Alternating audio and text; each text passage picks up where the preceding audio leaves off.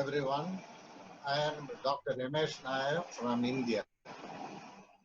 You all know that we are in the midst of COVID-19 pandemic. We are dealing with a novel coronavirus.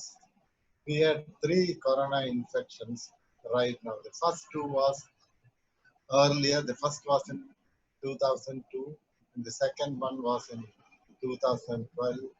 And both of them had higher mortality, but it infected only less number of people. And it was contained to a particular region. The first one in 2002 was contained only in China, and the second one in 2012 was contained only in Middle East.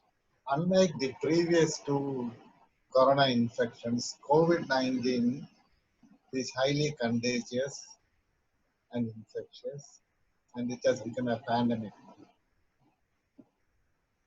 So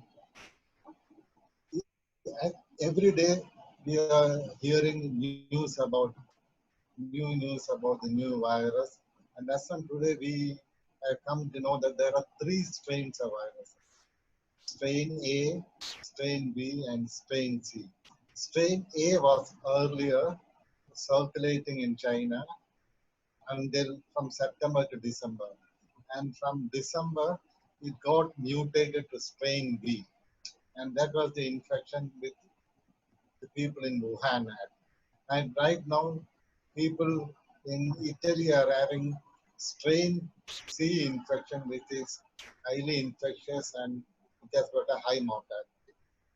Now, unlike the previous corona infections, COVID-3 has got less mortality, but since large number of people are involved, you are seeing lot of deaths with COVID-3, COVID-19 infection. Now, there are several speculations about diabetes and COVID-19. And many of our diabetic patients are concerned whether they are at a risk of corona infection. So let us discuss something on how to manage diabetes infection during this epidemic and when you are quarantined. Now, first of all, we have to realize that the most important thing in a diabetes patient is to keep the blood sugar level under control. Now, a poorly controlled diabetes patient has got a higher risk of developing any infection, not only COVID-19, any infection. So, getting your blood sugar level under control is the most important. Now, but COVID-19 carries a higher risk for diabetes patients. In addition, it also carries a higher risk for elderly, those above 65, those who are already having heart disease or lung disease. But don't get alarmed or frightened with this news. Just remain calm and get this thought process of COVID-19 out of your mind. This will relieve your stress and relax. Even relieving the stress will actually bring down the blood sugar level by reducing the stress-related hyperglycemia. Most important thing for diabetes patient is to have the blood sugar level under control, so that you should take medicines regularly as prescribed by the doctor. You should also get blood sugar levels checked frequently using a good glucometer, so that your fasting blood sugar level should be around 110 milligram, and postprandial blood sugar should be around 160 milligram. You should also adhere to the diet which has been prescribed to you by your dietitian or the doctor. Since you are in the house during quarantine period, there is a high chance that you are going to snack in between. So So if you snack frequently, please make sure that you avoid fried items, food with high calories or high salt.